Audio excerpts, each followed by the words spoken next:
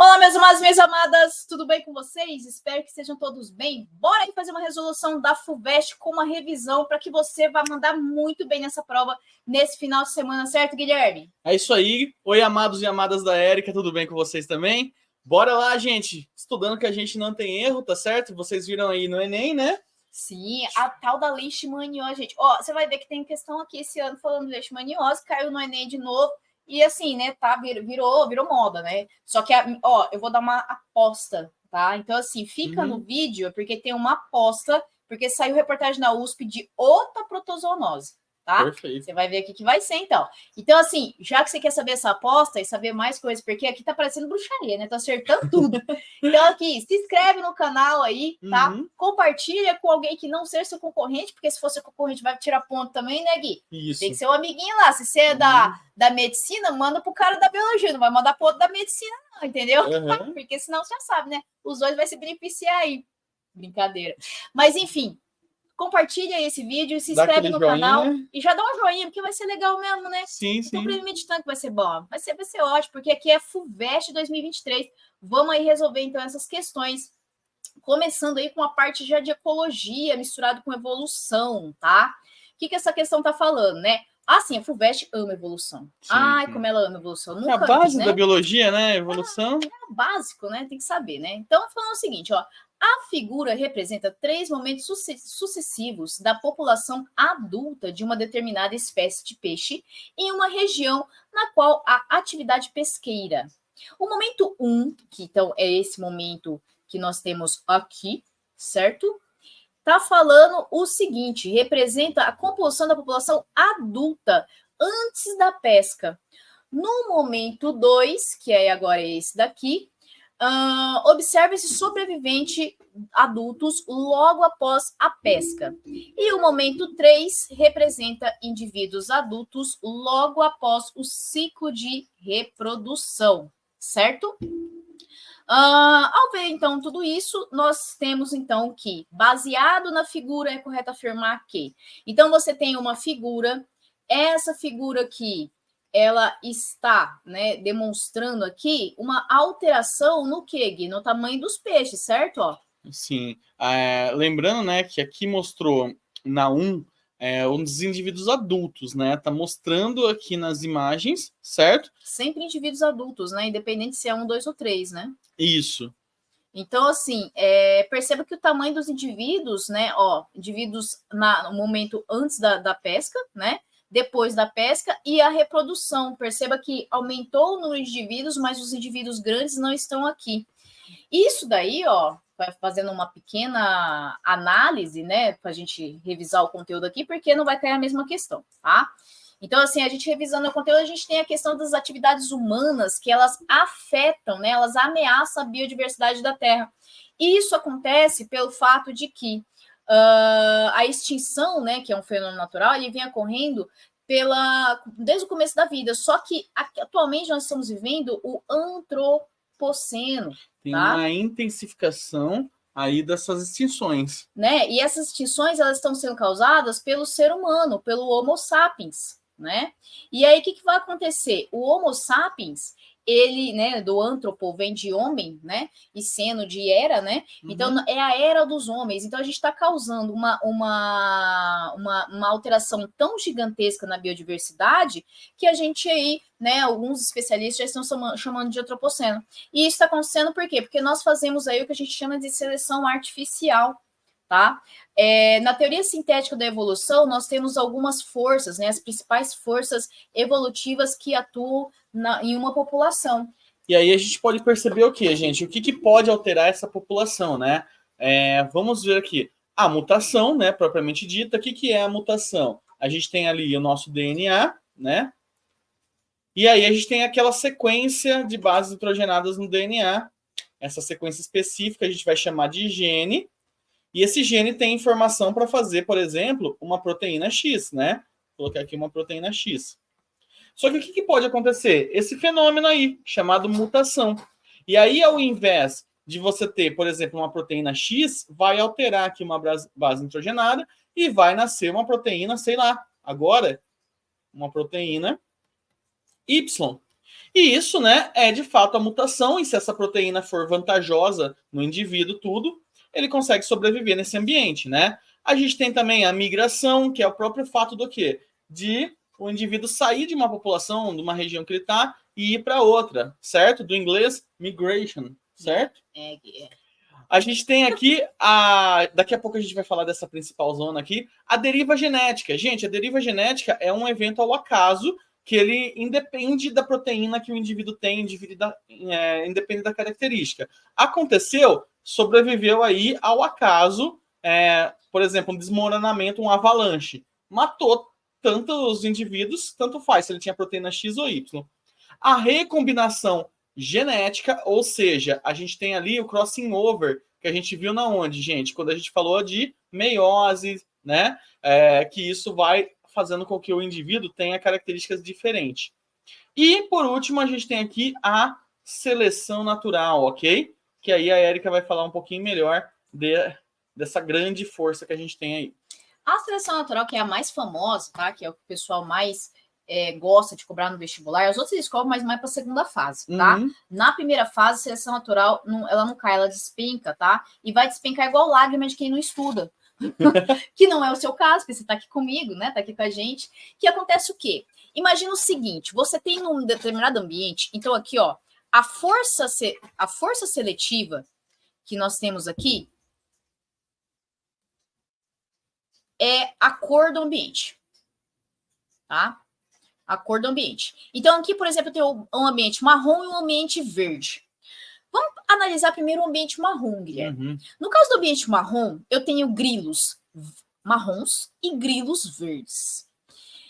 Pensa comigo, você é um passarinho e tá ali, né, procurando os grilinhos para comer, para se alimentar. Você é um João de Barro. João de Barro gosta de comer um inseto. Você vai comer qual? O que você vê primeiro? O que tá mais fácil aí de ser visto, né? São os verdes. Beleza. Então, o verde aqui foi eliminado, esse verde foi eliminado. Só que esse verde, quando ele foi eliminado, ele não conseguiu deixar descendentes. É bem mais difícil para ele, porque a todo momento ele está sendo predado. Né? Então, assim, não conseguiu deixar, não deu tempo, ele foi predado antes. Então, o que foi acontecendo? Aquele que estava escondido aqui, ó, que você mal tá vendo, conseguiu deixar descendentes. Sim. Que isso é o segredo da evolução. Deixar descendente. Ah, não importa qual é a estratégia. O que importa é deixar descendente. Certo? O que importa é mandar seu gene para frente. E a seleção natural tá fazendo o quê? Pressão, tá fazendo força, tá? E aí, os verdinhos aqui, com o passar do tempo, que o tempo é importante para isso acontecer, foi eliminado naquele ambiente. Mas isso significa que ele é mais fraco? Não. Ele é o quê, então? Não é mais forte nem mais inteligente que sobrevive, e sim o mais apto naquele ambiente. Né? Então, aqui o mais apto era aquele que se camuflou no marrom, tá? Então, aqui no caso, a gente está falando de uma adaptação que seria a camuflagem. No caso do verdinho aqui, ó, perceba o seguinte: por que o marrom não é mais forte? Por que o marrom não está deitando o João de Barro na porrada?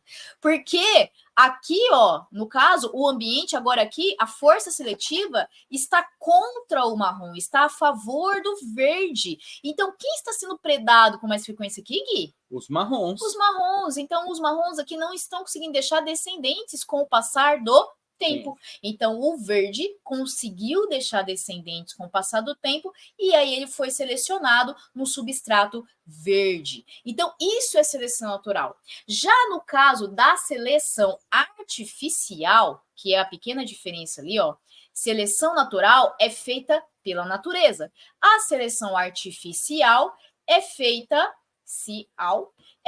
pelo ser humano, pelo homem. Então, o que vai acontecer? Aqui, o homem escolhe as coisas e acaba levando, então, a uma divergência ali, uma diferenciação ao longo de um período curto, obviamente, tá? Mas aí acontece uma diferenciação ao longo do período entre aquelas coisas que ele escolheu. No caso do exemplo ali, o tamanho dos peixes. É como se o ser humano fosse dando um direcionamento, né, das proles que estarão por vir, né? Ou seja, vai sobrevivendo aquele que consegue escapar, né, da pesca. Isso. Lembrando que tem muita coisa que é útil na seleção artificial, que é, por exemplo, o milho, né? Se você pesquisar o milho mesmo, Uhum. o milho que tem é um negócio sem graça, torto, né? O selvagem, que né? a O gente milho tinha muito selvagem, o antigamente. morango selvagem é uns negocinhos, uns frutinhos pequenininhos, assim, com 1 centímetro, 2 centímetros, não é aquele monstro que se come, assim, gostoso, né? Sim, sim. O tomate era zoado. Então, assim, para muita coisa, a gente fez uma seleção artificial. A mandioca, para vocês terem noção, e o milho foi seleção artificial feita por indígenas, tá? Aqui das Américas. Então, assim, não foi nem o povo europeu que fez. Então, assim, o que aconteceu? No caso da mandioca, os indígenas foram selecionando aquelas raízes que tinham maior calibre. E hoje nós temos basicamente só mandiocas com raiz de maior calibre, que foi muito mais eficiente para a nossa alimentação. Só que dependendo da situação, se for algo voltado para o meio ambiente, aí não é algo legal. Por quê? Porque aí você vai estar impactando outro, né? Tá impactando toda uma cadeia alimentar, toda uma teia alimentar, certo? Que é o que a questão está querendo falar aqui. Um outro exemplo da seleção artificial é esse petzinho que está aí do lado seu, que está na sua casa, esse cachorrinho, que num passado eram lobos ferozes e tudo mais, os ancestrais. E hoje é um pincher. E hoje é aqueles cachorrinhos que você leva até no shopping para passear, certo? Então foram selecionando os mais mansinhos ao longo do tempo. Mansinho? Pincher. Tá, o pincher não. Agora os outros... Eu ia falar, é um lobo, né, feroz, agora é o pincher que... É puro ódio. 99% ódio e 1% cachorro. Brincadeira, gente, é uma piada que a gente faz de pincher, tá? Apesar de eu ser gateira, eu gosto muito de cachorro e convenhamos, né? Não, é um amorzinho. Eu não gosto, não. Eu tenho medo. A gente vai ser cancelado aqui, Gui. Tá. Ó, vamos lá, então. Os amantes de pincher, daqui a pouco vai dar dislike no vídeo. Falando nisso, já dá um like aí pros amantes de pincher, ver que foi só brincadeira, gente, sim, por favor. Sim. Ó, vamos lá, então.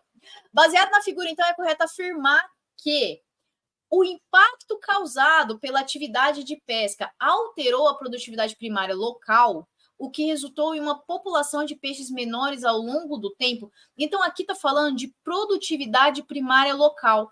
Produtividade primária, quem que faz? Produtividade primária são os autótrofos. São os autótrofos, né? É através da fotossíntese. Nada a ver, né?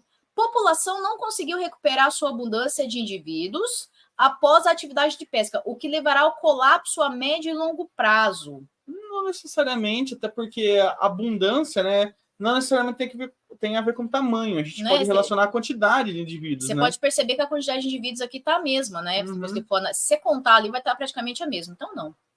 Se ele falasse em termos de biomassa, a gente poderia até relacionar, mas... Sim, mas abundância é quantidade de números, né? Os indivíduos maiores não conseguem se reproduzir depois da pesca devido ao estresse fisiológico causado por essa atividade. Um estresse fisiológico chamado morte, né? Não. Essa ao longo prazo e não causa impacto à população de peixe daquele local, causou, gente. Sim. Você diminuiu o tamanho dos animais, se alterou a biodiversidade, a genética, né? O fenótipo deles. Presente ali naquela população. A pesca priorizou os peixes maiores, causando uma seleção artificial que resultou em uma população de peixes menores ao longo do tempo. É isso aí. E de evolução. Coisa linda de se ver, né? Do inglês, evolution. Evolution. Ah, não, é elevation. Deixa pra lá. 16. O Equador alertou em julho de 2020 sobre a presença de embarcações próximas às Ilhas Galápagos, principalmente em bandeira chinesa. As ilhas estão a 1.000 quilômetros do continente e a área inclui uma reserva marinha de 133 mil quilômetros quadrados. Os navios pesqueiros se encontram em águas internacionais, mas sua proximidade do arquipélago, classificado como Patrimônio Natural da Humanidade, preocupa as autoridades equatorianas. O texto aborda a pesca em águas oceânicas internacionais, sobre a qual é correto afirmar que, olha aí, gente, tem alguém aí na USP que está mexendo com pesca. Isso, não, mas isso é todo ano, tá? Todo ano eles pegam um assunto e é coisa. Minha aposta é desmatamento, tá? Por quê? Porque a gente teve aí no começo do ano desmatamento da Amazônia e Cerrado, então, assim, provavelmente vai ser desmatamento e as alterações climáticas, sim, né? Então, assim, os caras tá amando demais essas questões ambientais, tá? Então fique esperto aí com essa questão. De novo, então, a gente tem aí, né, no caso pesca também de novo, mas aí aqui agora é uma situação diferente, que aqui a gente está falando da extinção em si, tá? A extinção dos animais, causado aí, no caso, pela ação humana, tá? Especificamente, ela merece uma ênfase aí também no desmatamento, tá? Na caça indiscriminada e criminosa de diversos animais, principalmente aqueles que têm um baixo potencial biótico, tá? Que é o caso aqui das baleias e do peixe-boi. O peixe-boi já foi quase extinto, né?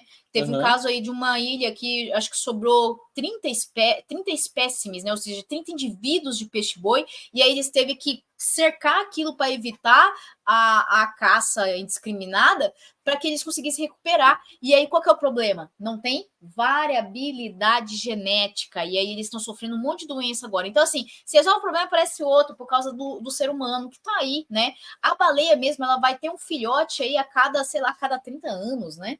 Então, assim, é muito complicado os animais que são caçados por baixo potencial biótico, tá?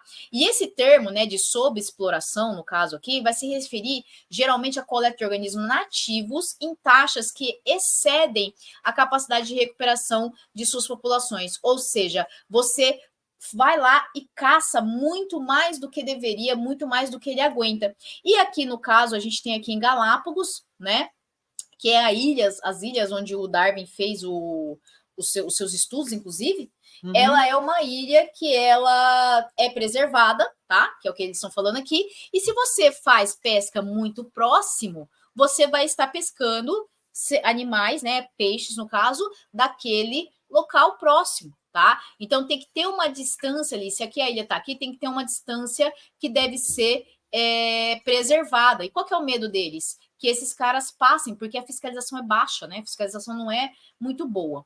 Então, o texto, né, aborda a pesca de águas oceânicas internacionais, sobre o qual é correto afirmar que as Ilhas Galápagos e seu entorno apresentam pouca oferta de pescado por se situar em regiões com águas superficiais frias. É disso que ele está falando? Ele está falando sequer de água superficial fria? Né, e não muda, porque você tem peixes em várias temperaturas aí ao longo de todo o oceano do nosso planeta. Exato, né? A B. Há riscos de poluição das águas pelos rejeitos produzidos pela frota pesqueira. Sim, né? Porque a frota pesqueira ela solta aquela água de lastro, que inclusive é um problema, né? Que é um problema, um outro problema que nós temos é isso, né? Que são as espécies invasoras. Porque o barco ele tem que pegar uma quantidade de água de um local que ele ancora, né? Sim. E depois ele solta essa quantidade. E nessa água que entra e sai nessa região chamada lastro, né? Ela vai trazendo ovos, vai trazendo larvas de indivíduos que são de uma região e levando para outra. E aí o que vai acontecer? Por exemplo, é o caso do mexilhão dourado, que eles fizeram isso, né? Acho que eles trouxeram da China mesmo para o Brasil, se eu não estiver enganado.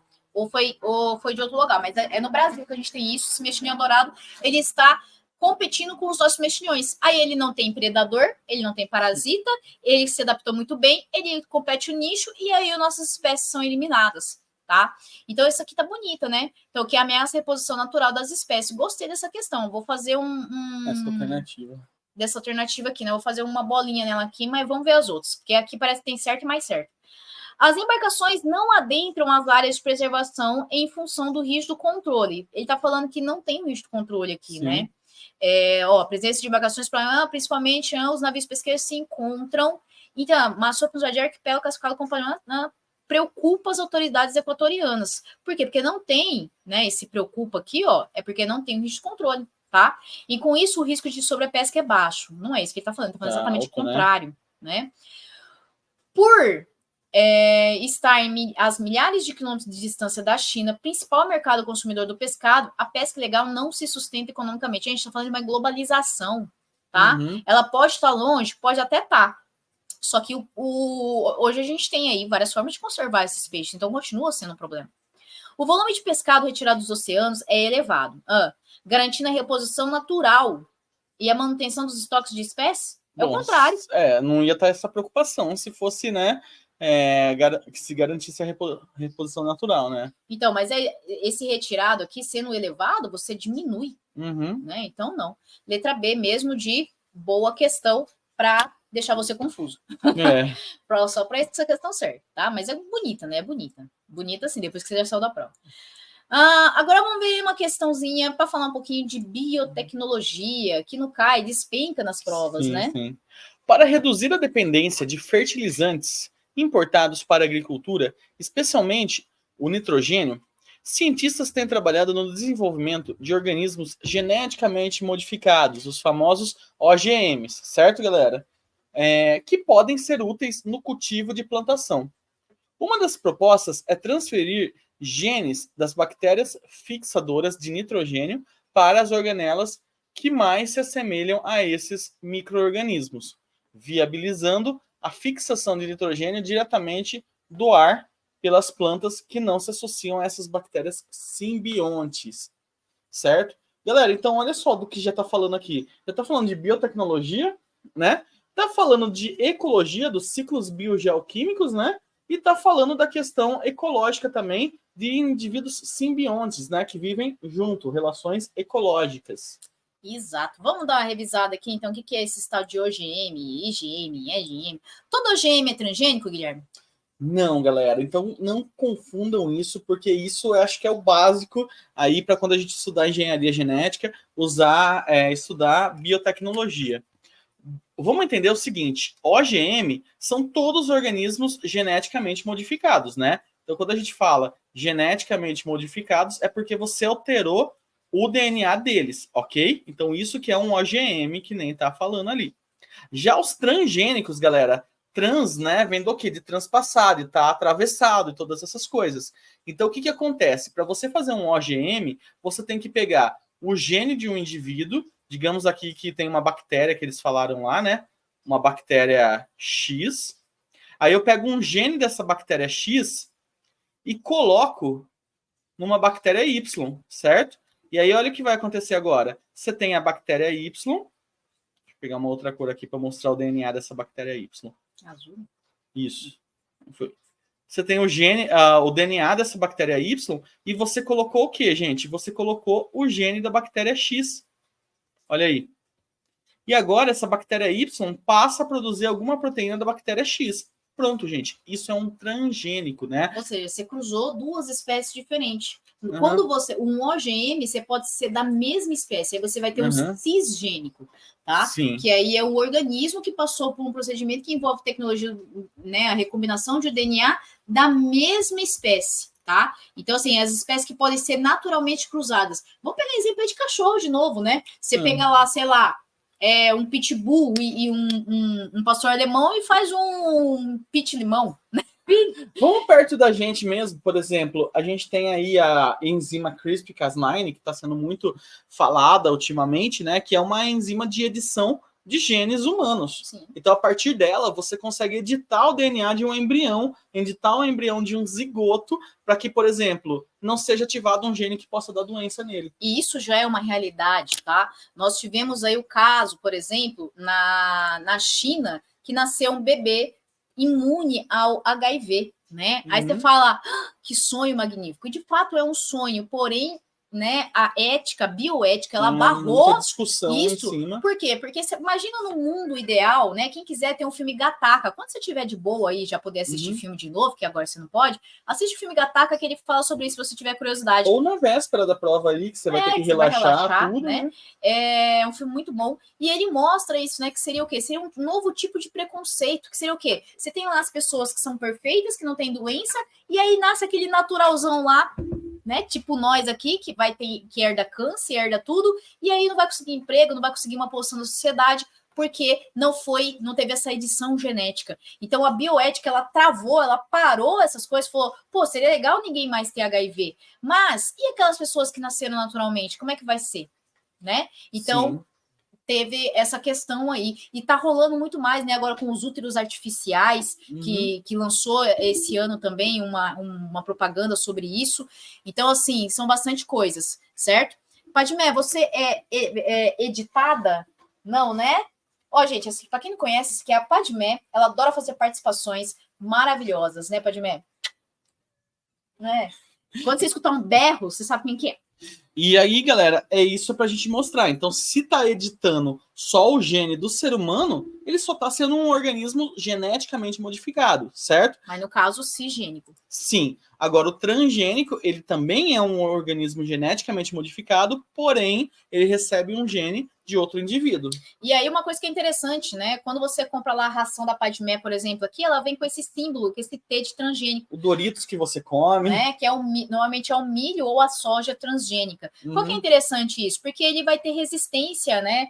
Na agropecuária, por exemplo, na praga. Se não fosse os transgênicos, a gente não conseguiria ter a tecnologia para alimentar os seres humanos que nós temos hoje, tá? A gente está na mesa do ser humano há muito tempo. Né? Nós somos, né, inclusive, a geração de que nasceu na década, acho que 2000 para frente, já é a geração que já comeu transgênicos com uma certa frequência. E aí nós vamos descobrir se vai ou não desenvolver doenças em relação a isso. Essas coisas que desenvolvem câncer, essas coisas, é tudo especulação. Fake news, tá? Até agora não tem prova nenhuma. Exatamente, né? Porque o pessoal fala, nossa, desenvolve câncer no ratinho. Só que aí você colocou no ratinho para comer só carboidrato, né? Não colocou para fazer outra coisa. Então, assim, são várias pesquisas ali meio enviesadas, tá? Então, toma um certo cuidado com essas coisas.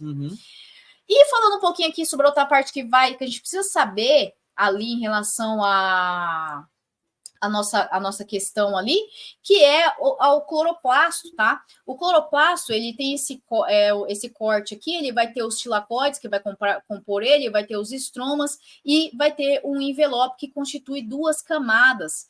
E além disso, né, o que importa para a gente aqui vai ser esse estroma, que é o que vai ser editado lá. Ele contém o DNA e o RNA do cloroplasto, que é semelhante a uma célula bacteriana. Então, tanto o cloroplasto quanto a mitocôndria possui DNA e RNA próprio, tá? Esse estroma, no caso, é como se fosse o citoplasma de uma bactéria, né? No caso da mitocôndria, a matriz mitocondrial é como se fosse o citoplasma de uma bactéria, certo? E lembrando que, como a Erika falou, né? São células o que? Procariontes, certo? Sim. O DNA fica espalhado nesse citoplasma. Perfeito. Então, ao ver tudo isso, vamos voltar lá e tentar resolver, então, a nossa questão, né? Então, vamos só ver. Nesse caso aqui, o texto ele é muito importante. Então, depois de rever tudo, vamos reler o texto para a gente entender, para conseguir responder a questão. Tá falando o seguinte, ó, para reduzir a dependência de fertilizantes importados para a agricultura, especialmente o nitrogênio, os cientistas têm trabalhado no desenvolvimento de organismos geneticamente modificados que podem ser úteis no cultivo de plantas. Essa parte que é importante aqui, ó. Uma proposta é transferir genes das bactérias fixadoras de nitrogênio. Então, você tem aqui as bactérias nitrificantes, né? Que vai mandar esses genes de nitrogênio, né? De fixadores de nitrogênio, para organelas que mais se assemelham a esses organismos, micro-organismos. Quais são organelas que a gente acabou de falar que se assemelham a esses organismos? Você tem cloroplasto e você tem mitocôndria. E a planta tem as 2, né? Todo mundo sabe isso, né? Essas alturas do campeonato. Beleza. Viabilizando a fixação de nitrogênio diretamente do ar pelas plantas que não se associam às bactérias simbiontes. Beleza. Lembrando que por volta de 76% do ar que a gente respira tem nitrogênio, só que a gente não consegue, nós seres humanos, não conseguimos utilizar esse nitrogênio na forma gasosa, né? Ele tem que passar pelo ciclo do nitrogênio para ser transformado em nitrato, para ir a planta absorver e a gente comer a planta e pegar esse nitrogênio. Para quê? Para fazer proteína e ácido nucleico. Perfeito. Então, a modificação genética citada criará uma nova espécie de planta resistente herbicida? Tem uma nova espécie de... e nem é do herbicida, né? A gente está falando de fixação do nitrogênio. Então, esse herbicida aí já matou e também não é uma nova espécie, tá? Sim. Será realizada nos plastos, beleza? Plástico a gente fala de cloroplastos, tá? Ou mitocôndrias da planta? Pode ser que sim, né? Por quê? Porque a mitocôndria e o cloroplasto, os dois têm DNA. Permitirá que as bactérias fixadoras de nitrogênio se tornem mais eficientes. A gente está mudando a planta, não a bactéria. O que tem a bactéria tem a ver com a história, rapaz? Fará com que as células bacterianas sejam incorporadas no tecido da planta? É o gene da bactéria. Células está forçando. Né? Tá falando aqui, né? Que o organismo genético, uma das propostas é transferir os genes, tá? Gerará risco para o consumo humano pela possibilidade de ingestão de genes bactérias. Isso aqui, ó, é gente extremista que gosta de falar essas coisas, tá? Cuidado. Então, letra B de Boa questão. Não é tão Uhum. difícil essa questão. Eu tô falando pra você, a FUVEST, ela tá mais tranquila que o Enem dos Sim. outros anos, né? O Enem desse ano, 2023, foi tranquilo. Vamos ver se a FUVEST se mantém num padrão de tranquilo para facilitar a vida de todo mundo. Uhum. Vamos para a próxima aqui, então. Vamos lá, então, para nossa questão. A figura seguinte ilustra o xique-xique, um cacto nativo da Caatinga. Dada sua alta capacidade de armazenamento de água, a planta é muito utilizada para a alimentação de bovinos, de caprinos e inclusive de seres humanos, especialmente durante os períodos de seca, como aludido em Angústia. Amaro vaqueiro alimentava-se nas secas, com sementes de mucanã, lavadas em 7 águas, raiz de imbu, miolo de xique-xique, e de tempos a tempos furtava uma cabra no chiqueiro e atirava a culpa na sussuarana. Sussuarana é uma Felino. felininho bonitinho, Felino. né? Uhum. É a onça parda. Sim. Pergunta: sabe para que serve esse texto do Graciliano Ramos? Para ocupar seu tempo. Para enriquecer o seu conhecimento, para isso. Aquilo que eu falo, Gui, Uhum. você sempre defende que tem que enriquecer o Não, conhecimento, tô mas falando. é aquilo que eu falo, é bonito, mas não... Meu, mas a gente está no desespero, ficou 10 anos Uhum. estudando questão de matemática, aí você lê um texto desse para nada. Vai nas alternativas primeiro, Vai nas né? alternativas Lê as primeiro, alternativas. cara. Se tiver Vai com nas tempo, alternativas. você dá uma lida lá para tirar uma dúvida Porque, ou ó, outra. perceba o seguinte, nenhum dos dois textos importa se você souber que as xerófitas fazem um acúmulo de água. E aonde que elas fazem? As plantas adaptadas, né, a regiões áridas, né, são as xerófitas, certo? Então, ó, para isso a gente precisava saber dos parênquimas. Como a gente está fazendo uma revisão, eu vou colocar mais parênquimas para a gente ver. Certo, Padmé? Padmé, vai lá dar um rolezinho, vai. Nossa, tá um calor, gata adora ficar no colo da gente, né? Tá suando tudo aqui, ó. O parênquima de preenchimento, tá? Ele vai realizar o preenchimento de espaços entre os tecidos. E eles se localizam basicamente no córtex e na medula da planta e são denominados, especialmente, parênquima cortical e parênquima medular, tá? Então, você tem aqui a cutícula da planta, você tem os estômatos que servem para entrada e saída de ar, de vapor de água, de gás em geral, tá? Controlar aí a entrada e saída de água. Toma um certo cuidado com o estômago que não cai, despenca também, tá? E aí você tem aí o epiderme superior, e aí o parênquima palissático, o parênquima esponjoso e o epiderme inferior. Guilherme, fala aí pra gente aí mais detalhado aí um pouquinho do parênquima clorifiliano. Eu coloquei esse textão aí para vocês tirar um print se vocês quiserem estudar depois, mais para ter o conteúdo mesmo, tá? Gente, então os parênquimas, como já foi falado, né, eles servem como preenchimento e muitas vezes eles podem reservar substâncias. E o parênquima clorofiliano, o que acontece? Ele reserva uma substância, que o próprio nome já está falando, né? Que é a clorofila. Gente, clorofila, pigmento muito importante para que realize a fotossíntese. E ainda esses parênquimas clorofilianos, né? Eles podem ser divididos em 2 tipos. O palissádico, que as células estão todas aqui organizadinhas, né? E o lacunoso, beleza?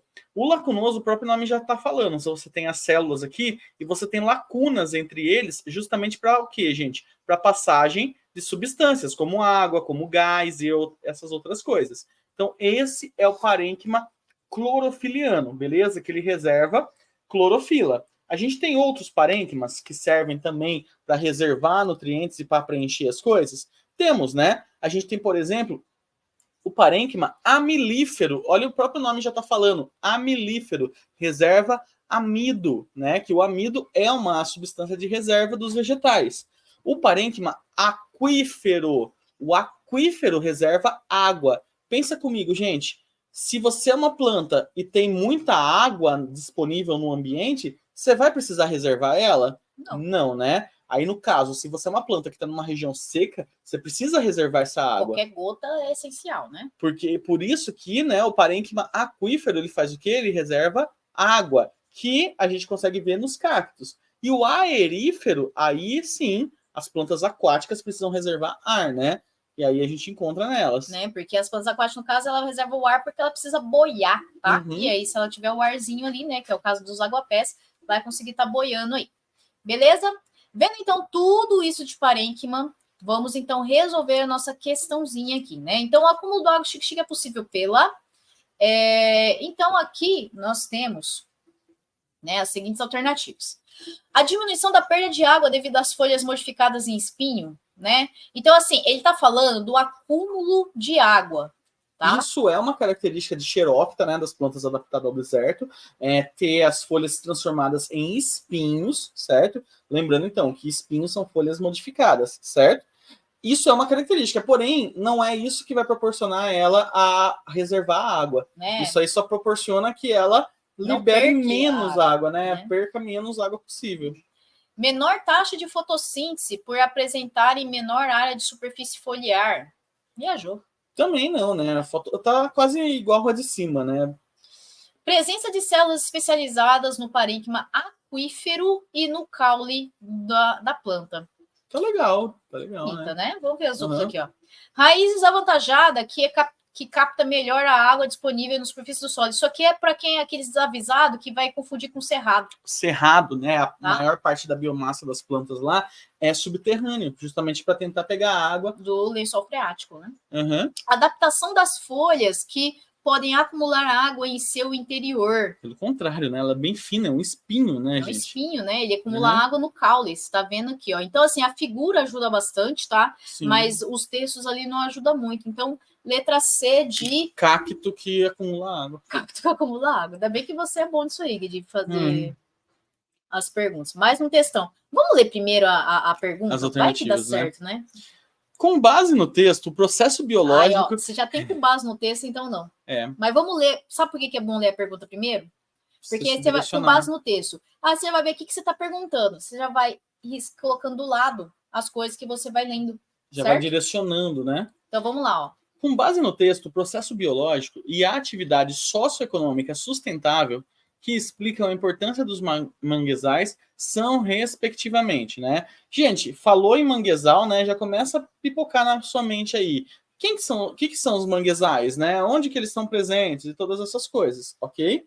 Vamos ver aqui rapidinho, então, aqui, só essa parte teórica, né? E aí a gente já volta no texto, tá? Não tô enrolando não, tá? Não tô enrolando não, mas assim, só para você lembrar, então, que os manguezais, no caso brasileiro, eles são os que estão em toda a área costeira, tá? Que é basicamente o quê? Você tem ali os rios que estão descendo e aí ele se encontra no mar, né? E aí toda essa vegetação que fica aqui em volta, ela acaba sofrendo com as cheias dos rios, né? Então os rios eles adentram aqui com frequência e é uma água salobra, né? Ou seja, é uma água que ela não é nem doce nem salgada, ela é meio termo. E aí são poucas as espécies de seres vivos que conseguem se adaptar disso de fato, tá? No caso, por exemplo, de plantas, a gente tem 3 espécies de espécies de árvores que inclusive são do mesmo gênero, que conseguem aí viver nesse ambiente, né? Porque é um ambiente com pouco oxigênio e aí precisa dessas raízes aqui, ó, que precisa o quê, Gui? Precisa de receber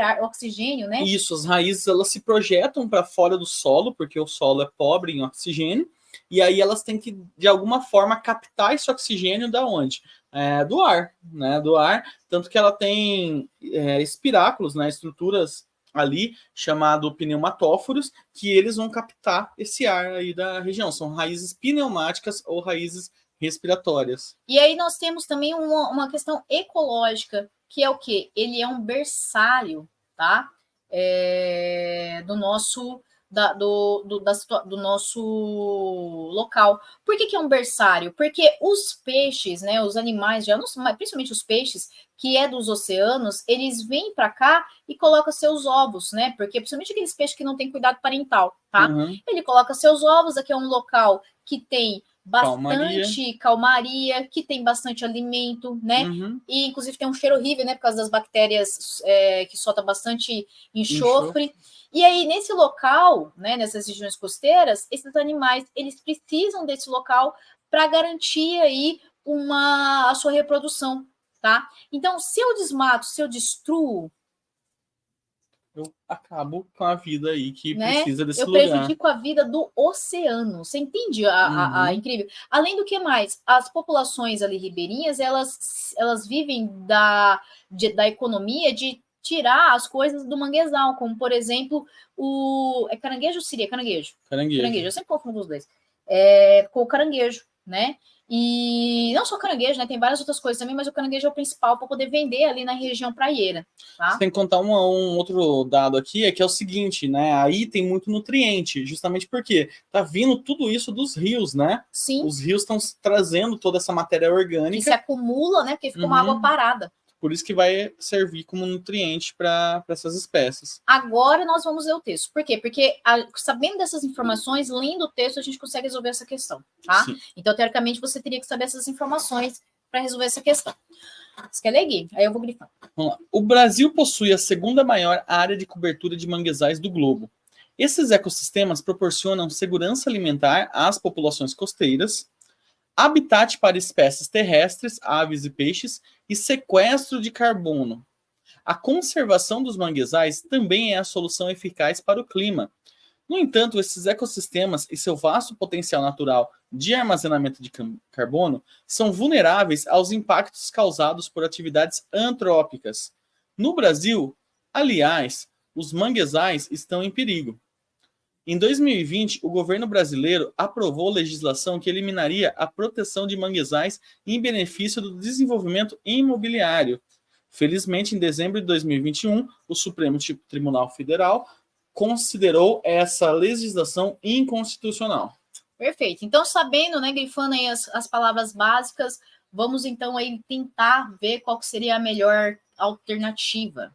Nós temos o seguinte, então. Com base no texto, no processo biológico e na... então ele quer saber o processo biológico e a atividade socioeconômica sustentável que explica a importância do manguezal. Você entendeu? Então, isso já está falando aqui, ó. Você tem os processos biológicos, você tem o quê? A economia sustentável, você tem a segurança alimentar da população e o habitat para espécies terrestres, aves e sequestro de carbono. Então, pode ser um desses dois aqui também. O sequestro de carbono, vale lembrar que é o quê? É a planta fazendo o processo do quê? De fotossíntese, né? Ela pega, sequestra o gás carbônico da atmosfera e começa a guardar ele na forma do quê? De biomassa, de matéria, de carboidrato, formando suas estruturas.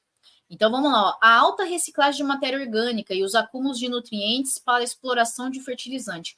Vai explorar do mesmo jeito. Isso daqui até que é interessante do processo biológico, mas os moradores não fazem exploração de fertilizante. Uhum. O alto sequestro de carbono, está escrito lá, né? Uhum. E o extrativismo por comunidades costeiras tradicionais. Isso sim. Por quê? Porque a gente falou, eles fazem um tipo de extrativismo sustentável, né? Eles não vai uma grande quantidade de uma vez, né? Eles esperam uma reposição ali, tudo de forma sustentável. Então, vamos marcar B por enquanto. Vamos ver as outras só para ter certeza, né?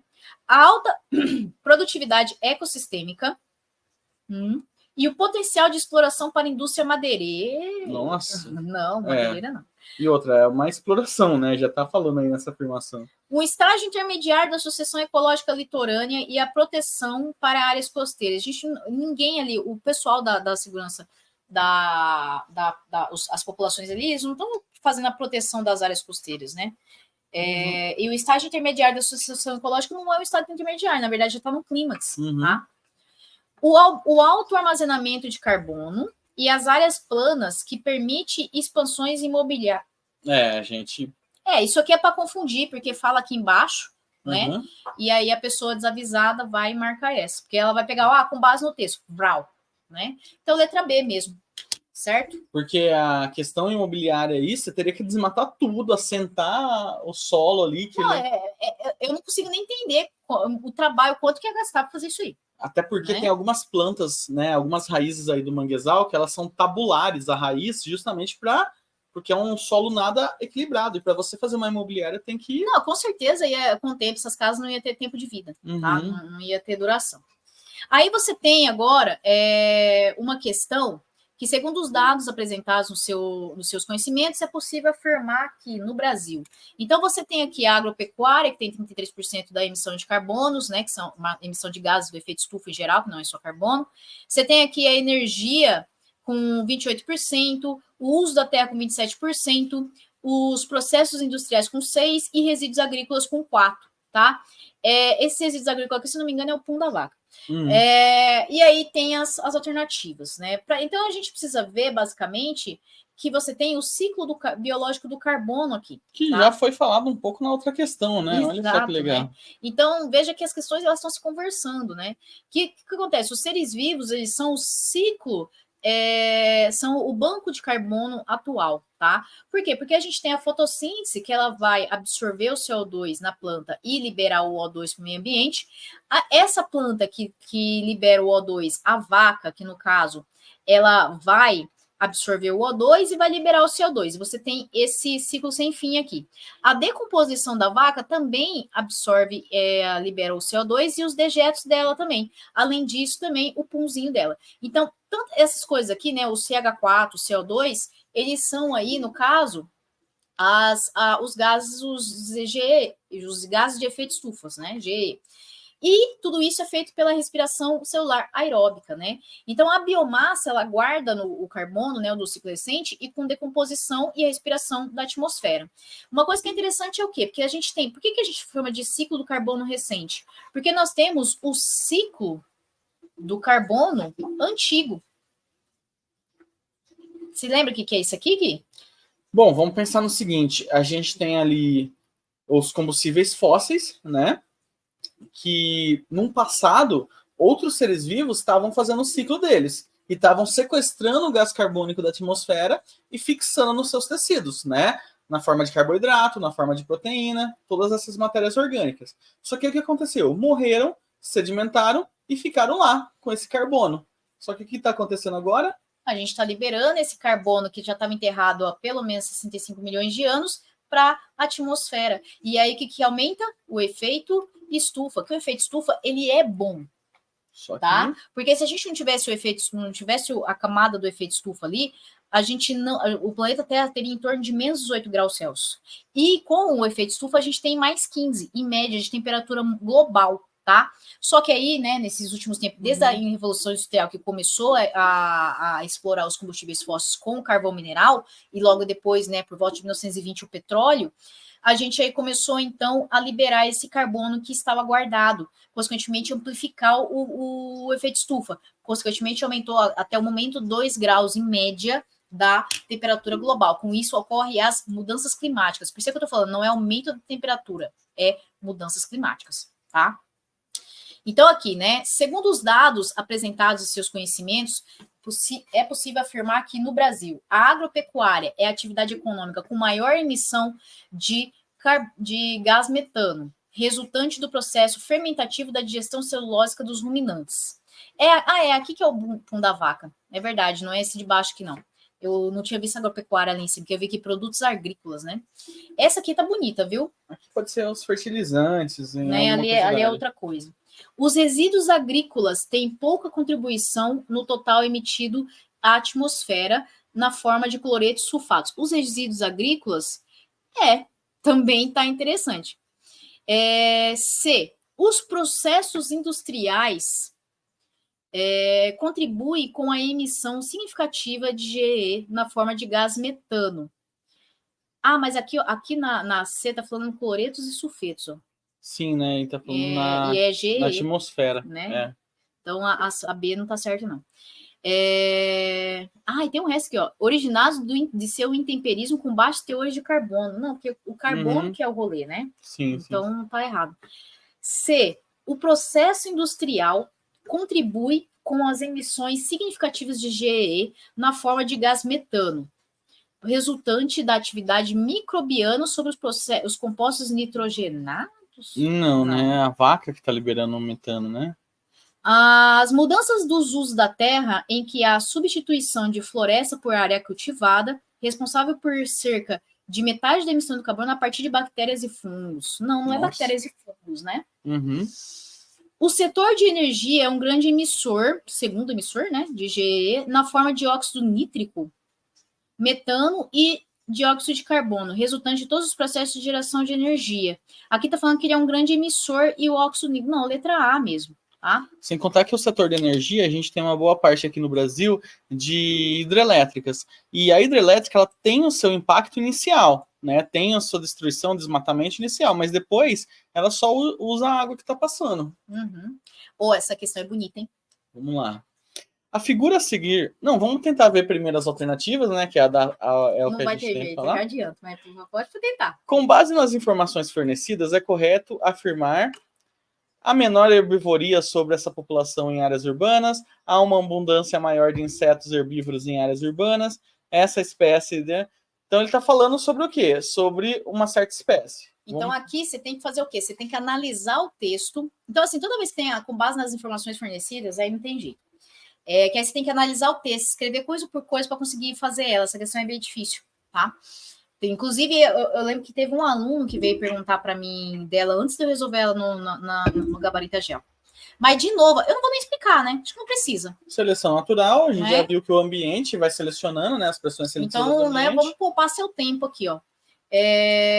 Vamos, então, ler texto por texto, né? O textinho por textinho para tentar fazer. Gui, vai lendo aí que eu vou escrevendo aqui. Vamos fazer um trabalho em duplo. A figura a seguir mostra indivíduos de uma espécie de erva daninha ao longo de um trajeto de aproximadamente 100 km desde uma área urbanizada na porção inferior esquerda em tons rosa.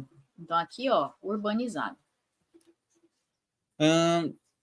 Até uma área de floresta na porção superior direita em tons verdes. Essas áreas urbanizadas e de florestas estão separadas por uma linha tracejada em branco. As ervas daninha amarela são aquelas que produzem um composto que age como defesa química contra a herbivoria. As ervas daninhas azuis não produzem esse composto. Então, azul não produz, né? Então, perceba o seguinte, ó. A azul, ela não produz e ela está em maior quantidade na área urbana. A amarela, ela produz e ela está em maior quantidade na área florestal. O que a gente pode concluir aqui? A gente pode concluir o seguinte, que se ela produz defesa química contra herbivoria, significa que aqui ela foi selecionada porque ela conseguiu produzir, ou seja, ela conseguiu sobreviver a herbívoros. Então, aqui nessa região aqui, eu tenho uma grande quantidade na área florestal, eu tenho uma grande quantidade de herbívoros, né? Já na área urbana, por que a outra conseguiu sobreviver? Porque você tem aqui uma baixa quantidade de herbívoros, e se você for analisar de competição, se você não tem herbivoria, a azul ela é uma competidora melhor. Sim, porque ela não, o metabolismo dela, às vezes, ela consegue se reproduzir mais rápido, tal, por não precisar gastar tempo, energia fazendo uma defesa química. Perfeito, né? Então, com base nas informações conhecidas, eu vou te falar aqui que a menor herbivoria sobre a população das áreas urbanas. Sim, né? Tá aqui a nossa resposta. Vamos ver se é isso mesmo. Tá muito fácil, hein? Há uma abundância maior de insetos herbívoros em áreas urbanas? A gente já sabe que não, né? Não. Na sua experiência, né, você já percebe que tem menos inseto aqui do que numa floresta. Essa espécie de erva daninha não consegue sobreviver em áreas florestais? Ô, louco, como não? Até consegue, né? Tá ali, ó. Né? Porque ela é a espécie, né? A mesma espécie, só que ela tem uma, produz uma coisa ou não, mas é a mesma espécie. D. A competição interespecífica entre os indivíduos que produzem ou não o composto? Não há competição interespecífica, teria competição intraespecífica, né? Que é a mesma espécie. A produção ou não do composto corresponde a duas espécies. Rapaz, ele tá falando ali que é a mesma espécie. Para de ficar falando que é espécie diferente. Ó, isso aí foi justamente para confundir. Indivíduos de uma espécie, da mesma espécie, letra A. Certo? Lembra o que, gente? Não é porque elas têm essas características diferentes que necessariamente elas vão ser de espécies diferentes. É que nem nós, seres humanos. Nós temos variações aí de características. Cor do olho, que a gente sempre fala aqui, cor né? da pele. E assim, não sabe, tá? Gato mesmo, né? Gato preto, gato branco. Tudo feliscatos, certo? Bora, então, para as próximas aqui. Então, tá acabando, hein? Enquanto tá conseguindo ter reprodução entre outros e gerando descendentes férteis, praticamente estão sendo da mesma espécie. Exato.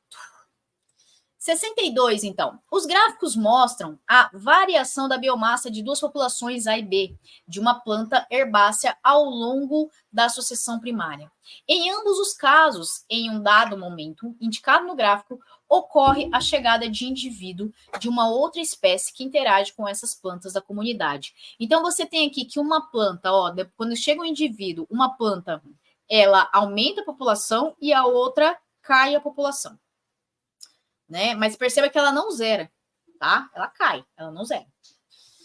Os dois tipos, né? Os dois tipos de interagentes que poderiam causar os efeitos representados nos gráficos para a população A e B, respectivamente, são. Aqui a gente está falando de interação entre seres, interação de comunidade, tá? E aí nós temos alguns tipos que você tem. A interação interespecífica positiva, que é o mutualismo, que é o caso dos líquens, tá? Que é o quê? Você tem aqui umas hifas dos fungos e as algas que elas ficam entrelaçadas e uma não vive sem a outra, né? Elas são ali felizes, amáveis. Enquanto o fungo vai lá e dá proteção, decompõe o ambiente, água para ela, a alga vai dar glicose para o fungo. Então, eles vivem aí positivo. Aí a gente tem a protocooperação, que a protocooperação, na verdade, ela é uma associação entre dois indivíduos, ambos se beneficiam, porém não é obrigatória. Por exemplo, aqui, a anêmona do mar e o caranguejo ermitão, ou chamado paguro, né? A anêmona vive de boinha na dela, e o caranguejo ermitão também. Porém, o que acontece? Os dois ficam junto melhor.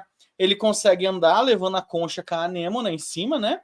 E aí a anêmona vai ter mais disponibilidade de alimento, andando, né, se locomovendo graças a ele, e ele vai ter uma proteção, porque a anêmona, quinidário, né, tem os quinidócitos, que são células urticantes, então um predador vai pensar duas vezes antes de atacar ele. Aí se tem aves que se alimentam, né, em alguns animais grandes assim, porque ela retira o parasita dele e ele, olha o tamanho do bicho, né, nesse caso é uma capivara fofinha, mas mesmo assim é grande comparado ao passarinho, né? E a polinização, ok? Então a gente tem várias espécies que polinizam, né?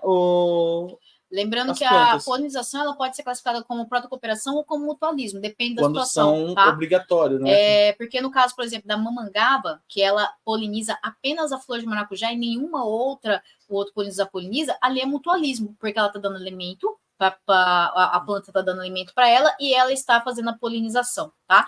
Já o caso da Apis mellifera, que é essa abelha que tem tudo que é lugar, aí é protocooperação mesmo, tá? Porque ela se beneficia, mas se uma não tiver ali, a outra não tiver, vai ter outro animal que vai estar fazendo a polinização, beleza? Então, cuidado com essa situação aí. E aí nós temos aqui, né, o comensalismo e o quilinismo. No comensalismo é o caso, por exemplo, do tubarão e da rêmora, que a rêmora é um peixe muito pequeno, tem o peixe piloto também, que é a espécie que também faz a mesma coisa parecida, que é o quê? Basicamente o tubarão, na hora que ele tá comendo lá, sobra alguns pedaços de carne. Aí o que esse peixinho faz? Vai lá e come esses pedacinhos de carne. Pro tubarão não faz diferença. E a rêmora se alimenta. Então é positivo para ela e indiferente para o outro. No caso do inquilinismo, a gente vai ter aqui quando um peixe, né, quando um animal vai lá e mora dentro do outro, tá? Por algum motivo, e aí ele consegue o abrigo para o outro, não faz diferença. É o caso do pepino do mar e do peixe agulha, também é o caso do peixe palhaço e a anêmona, tá? Isso. E o epifitismo é um caso específico de inquilinismo, que a planta, no caso, por exemplo, aqui as orquídeas, precisa de um tronco de árvore para poder morar nele, né, para pegar a luz aí, só que ela não parasita a planta. Tá? Ela não está usando nenhum nutriente ela da planta. Ela só está usando o tronco de árvore que está ali, né, sem fazer fotossíntese, sem nada. Então, para essa planta, é diferente se a orquídea está lá ou não, tá? E, né, nós temos aqui a competição em si, que vai ser negativo para os dois, isso aqui eu já falei em outras aulas, competição cai com muita frequência, que basicamente, o que está acontecendo aqui? Quando o indivíduo está sozinho, ele tem um sucesso mais rápido. Quando ele está junto com o outro, o sucesso dele demora mais para ele conseguir alcançar, tá? E aí essa competição, a competição, que é por recursos, por fêmea, né, que ela pode ser interespecífica ou até mesmo intraespecífica, ela vai, então, estar prejudicando essa população. E aí a gente tem a predação também, que a predação é positivo para quem está predando, né, para o predador, e negativo para a presa que está sendo predada, certo?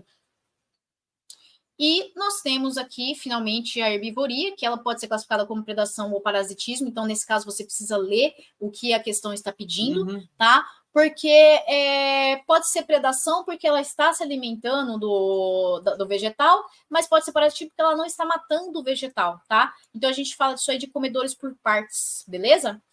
Porque o parasitismo, né, muitas vezes se confundem, mas tem até uma frase que né, o bom parasita não mata seu hospedeiro. Então, o que acontece? O parasita vai acabando aos poucos com seu hospedeiro, né? Vai arrancando recurso, não que nem o predatismo, que já mata de uma vez. Exatamente, Guilherme. Aí aqui, ó, perceba o seguinte, né? O gráfico está mostrando então a variação, né, da biomassa das duas espécies, né, de uma planta herbácea ao longo do da sucessão primária. Em ambos os casos, em um dado momento, no gráfico ocorre a chegada de indivíduos de outra espécie. Aqui ele está falando que é indivíduo de outra espécie que vai interagir, não necessariamente indivíduos é o mesmo indivíduo, tá? Então, o que vai acontecer? Uma planta cresce, ou seja, ela está sendo beneficiada, e na outra ela está sendo prejudicada. Tá? Então, a gente tem que achar uma relação aí para o A, que é benefício, então competidor não vai ser, parasita não vai ser, competidor não vai ser, aí comensal, talvez, né, e mutualismo bonito. E aí no caso aqui, a gente tem herbivoria para o segundo e mutualismo aqui, ó, aqui não seria mutualismo, né, porque ela não é obrigatória, ela cresceu sozinha, né? Não, e aqui ela está sendo prejudicada, sim. Né, então não tem como ser mutualismo. Então, letra D, né, de Deu certo. Deu certo.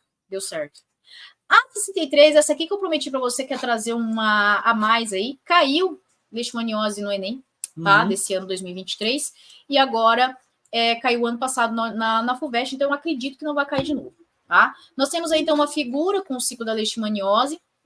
Eu acho que eu não vou nem entrar aqui na explicação, porque já dá para a gente fazer tudo aqui, ó. Porque a questão já está se auto-explicando. Então, o que a gente tem, ó? No passo 1, o mosquito se alimenta de sangue do mamífero, certo? Lembrando que esse mamífero não necessariamente vai ser só um cachorro, né? Pode ser o quê? O humano, o cachorro, um roedor, né? E aí, o que vai acontecer agora? No 2, a forma infectante é fagocitada por macrófagos, onde se multiplica. Então, o que aconteceu? O mosquito pegou o sangue, o protozoário veio junto, e aí veio os macrófagos, que são células de defesa, são glóbulos brancos específicos ali, que fagocitou. Só que dentro desse macrófago, o protozoário começa a se reproduzir. Na parte 3, o mosquito se alimenta do sangue do mamífero. Então, olha só, aqui, no primeiro momento, o mosquito não estava infectado. Só que agora, ele vai estar infectado e vai se alimentar de novo. Nessa alimentação, ele se alimenta, né, de células parasitadas. No 5, a infecção das células da glândula salivar do mosquito. Então, na saliva do mosquito, você já tem o quê? Você já tem parasitas. E o que ele vai fazer? Ele vai pegar a pessoa que está saudável e vai passar com essa saliva, né? Porque a saliva ele usa para anestesiar e todas essas coisas, e coloca ali o parasita. Só para a gente lembrar aqui, né? Aqui a gente já tem, então, as leishmanias aqui, né? Que está explicando muito bem ali. Basicamente, você tem que saber que as células eucariontes, no caso, elas possuem núcleos, possuem ribossomos, possuem vários tipos de organelas, e uma das principais organelas que vai ter aí, no caso dos animais, são os lisossomos, tá? Que são pequenas vesículas membranosas arredondadas que contêm enzimas digestivas para fazer a digestão intracelular. Ela é produzida aí, né? No caso, as enzimas é produzida pelo retículo endoplasmático rugoso, que é, então, envelopada pelo complexo de Golgi, que ela pode ir para fora da célula ou ficar dentro da célula e fazer um vacúolo digestivo que vai digerir aí essa coisa alvo que está querendo ser, que foi fagocitada. Tá? Que entrou na célula. Ao saber disso, então, vamos responder essa questão, né? Que vai falar o seguinte, ó, é questãozinha de completar. A FUVEST e a Unicamp tá curtindo essas questãozinhas de completar, né? Quase todo ano tem. O parasita sobrevive às células do hospedeiro mamífero para inativação das enzimas da... Então, aonde que tem enzima? Mitocôndria tem enzima, Guilherme? Ela tem, só que as enzimas dela são para respiração celular, são para a função dela, né? Núcleo tem enzima? Tem, mas... Também, para as funções específicas dele, porque, né? ó, ele tá falando aqui, ó, o que bloqueia a digestão intracelular. Então, não é nada relacionado às coisas internas aí da mitocôndria. Então, só pode ser a D e a E. Aqui a gente já elimina a C, a B e a A, né? Então, D e E. E possibilita a continuidade do ciclo da leishmania. Uma das formas de se prevenir é a transmissão da doença tratar o esgoto ou utilizar repelente? Gente, falou em vetor... Não, essa questão tá absurdamente falou fácil. Em vetor, combate ao vetor. Uma das profilaxias, né? Uma das prevenções é combater o vetor, Que é tá acabar aqui, ó. com esse cara que está transmitindo o agente etiológico. Então, no caso, repelente. Repelente vai afastar os mosquitos. E aí, como você saberia que é o lisossomo? Primeiro que ele está falando da digestão intracelular, depois que ele está mostrando aqui, né, que o macrófago faz aí a fagocitose e ele se aproveita disso, tá? Então, letra E. Só que eu queria trazer para você a dica que é a doença de Chagas. Essa fala, Érica, por que você está trazendo essa dica? Lembra que eu falei para você de atualidades, Gui? Uhum. Olha aqui. Jornalzinho da Unesp trouxe isso aqui para a gente, ó, que a vigilância sanitária encontra na zona sul de São Paulo insetos transmissores de doenças de Chagas. Isso aí foi mais ou menos em janeiro. Uhum. As provas, elas são feitas mais ou menos até maio, junho, tá? Então tem chance disso aí cair. Para você lembrar, então, só para fazer uma lembrança, né, da doença de Chagas aí, lembra que no caso aqui, o barbeiro, ele é o cara que vai aí causar a transmissão, tá? É um percevejo, não um mosquito, né? Exato. E no caso aqui, a transmissão, ele é hematófago, ele suga o sangue do indivíduo, só que aqui tem uma diferença dos outros, porque ele transmite a doença na urina e nas fezes. Aí na hora que a pessoa vai lá e se coça, ela vai fazer vai fazer ranhuras na pele. E aí o protozoário entra no sangue da pessoa, na corrente sanguínea. Ao entrar na corrente sanguínea, ele vai começar a fazer escavar, basicamente, né? Penetrar nas células dos órgãos, e aí seja aí do fígado, do baço, do coração, principalmente, que vai ser o maior problema. Uhum. E aí, com isso, ele vai, então, se multiplicar e depois ele vai para a corrente sanguínea para que ocorra, então, a transmissão para novos barbeiros, tá? Então, as características é a hipertrofia dos órgãos afetados do parasita, e principalmente o coração. Então, a pessoa, muitas vezes, ela morre de insuficiência cardíaca. Uhum. É uma doença que não tem uma cura e ela demora muito tempo para matar a pessoa, tá? Às vezes ela fica 10, 20 anos com a doença. Medida profilática, obviamente, tratamento do doente, que no caso é manter baixo a quantidade de Trypanosoma cruzi, tá? Aí você tem um prolongamento da vida deles. Você tem o controle da proliferação do barbeiro, tá? Proteção com telas e portas e janelas com mosquiteiro nas camas. Cuidado com a transfusão sanguínea, né? Tanto que no Brasil nem é permitido, em alguns países não aceita transfusão de órgãos, né? Transplante de órgãos de brasileiro com medo da doença de Chagas, para vocês terem noção, tá? Então, fica esperto aí, porque essa é a minha dica de ouro para você. Vamos ver se eu acerto, hein?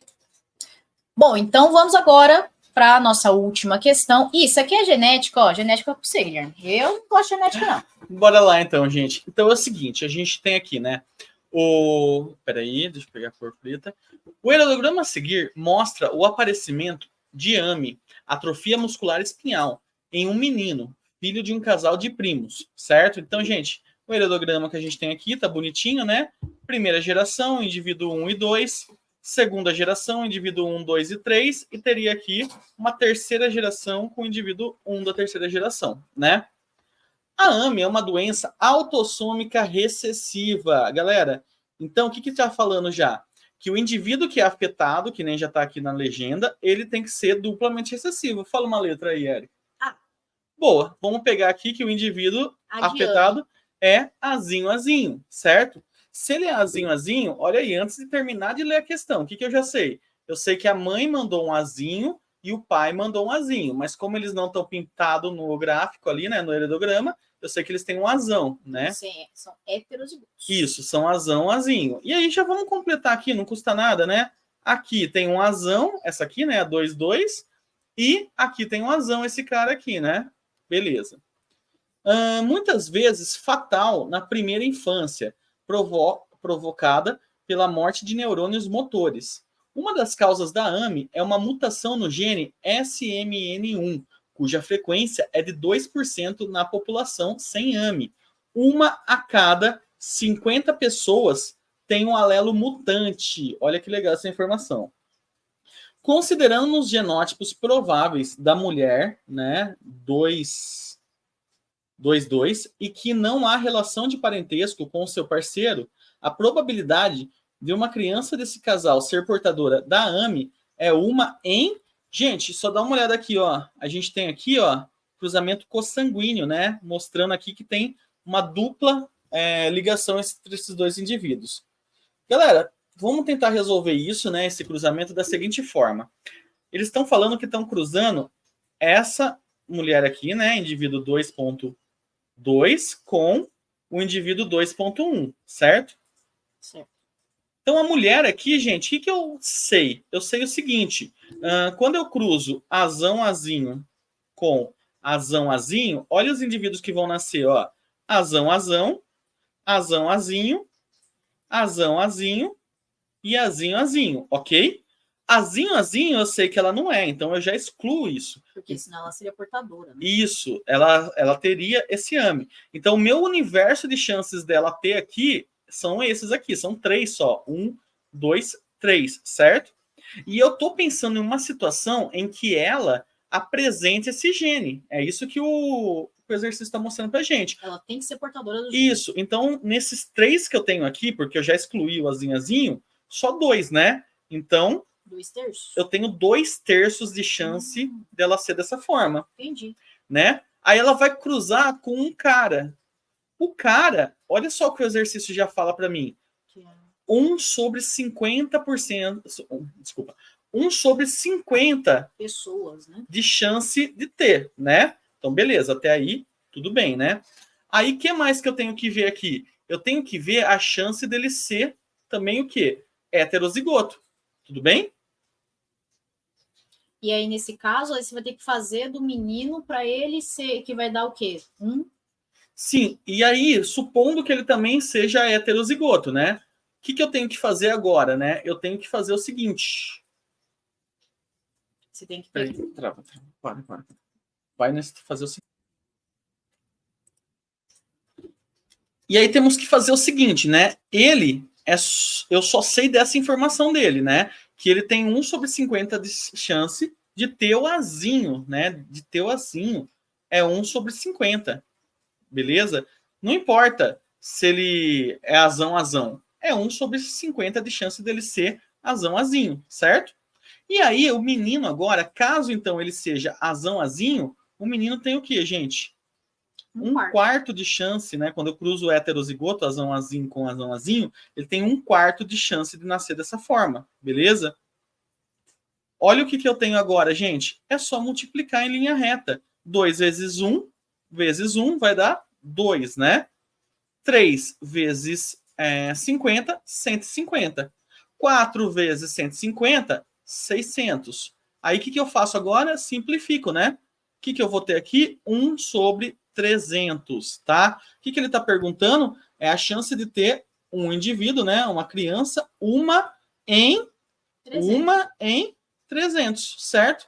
Alternativa D, ok? Ufa, ainda bem que você estava aqui para me ajudar, Guilherme, porque olha... Realmente, genética, né? Ela assusta um pouco, mas, é só a gente lembrar daqueles conceitinhos básicos. Sabe qual é a minha sorte? Que quando você vai fazer biologia, o curso de biologia, essas coisas aí não cai mais, né? Porque isso é genética mendeliana, tá? Então, assim, se você não curte muito isso aí, você quer fazer biologia, fica tranquilo que essas coisas é estatística, tá? A genética mesmo é as coisas de DNA e tudo mais. Mas é aquilo, então eu espero poder ter te ajudado para essa prova, eu espero que você realize seu sonho, né, Gui? Para fazer uma grande universidade, afinal de contas, a USP, cara, poxa vida, é só a melhor da América Latina, uma das melhores do mundo, né? Não é para qualquer um entrar lá. Mas lembra que a sua mãe falava para você, você não é qualquer um, tá? É isso aí, galera. Então, curte, compartilha, se inscreve no canal e boa sorte, boa prova e até mais, até a próxima. Abraço, galera.